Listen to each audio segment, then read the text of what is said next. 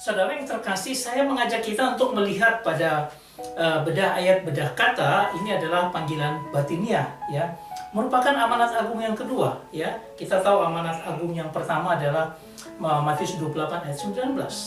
Tapi kita melihat di dalam 1 Korintus ini ada sesuatu yang luar biasa yang bisa kita lihat. Kalau kita melihat ini adalah tanggal 5 Februari kemarin di tanah Papua diperingati sebagai hari ulang tahun daripada ketika Injil masuk ke Papua. Nah, ini ada suatu semangat yang luar biasa. Dan semangat itu kita sudah tahu bahwa ada amanat agung, yaitu di Matius pasal 28 ayat 19. Karena itu pergilah, jadikanlah semua bangsa muridku dan baptislah mereka dalam nama Bapa, Anak dan Roh Kudus, ya. Dan kita sudah tahu luar biasa pekabaran Injil yang terjadi di seluruh dunia. Tapi kita akan melihat satu amanat agung lagi yang kedua, yaitu bicara tentang pemberitaan Injil.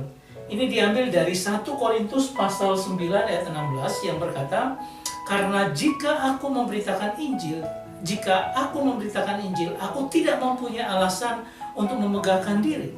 Sebab itu keharusan bagiku, celakalah aku jika aku tidak memberitakan Injil. Jadi ada suatu semangat yang berbeda dengan berita Injil dalam Matius pasal 28 dan ini ada dalam 1 Korintus. Kalau kita melihat ya perbandingan antara amanat agung di Matius dan panggilan batiniah di 1 Korintus, kita bisa melihat bahwa itu merupakan eksternal mandat dan yang satu internal mandat. Perspektifnya adalah satu objektif, ya, sedangkan dari Korintus dikatakan tentang subjektif, experiential, sesuatu pengalaman, dan sehingga ada dorongan mengapa saya melakukannya. Statusnya mandat Matius adalah perintah, command, sedangkan untuk yang intermandat itu merupakan satu kebutuhan atau satu keharusan. Cakupannya bisa kolektif mandat itu, eksternal mandat itu diberikan, sedangkan yang satu individual, bicara tentang aku nih Paulus yang merasa harus memberitakan Injil.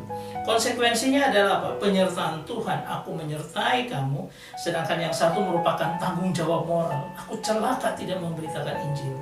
Fungsinya adalah konstitusi misi gereja, sedangkan yang satu adalah etika dan semangat penginjilan yang Tuhan hadirkan bagi Paulus dan bagi kita secara pribadi. Saudara yang terkasih, kita akan melihat mengapa harus, apakah ini bukan paksaan, di mana kehendak bebas kita dalam video selanjutnya.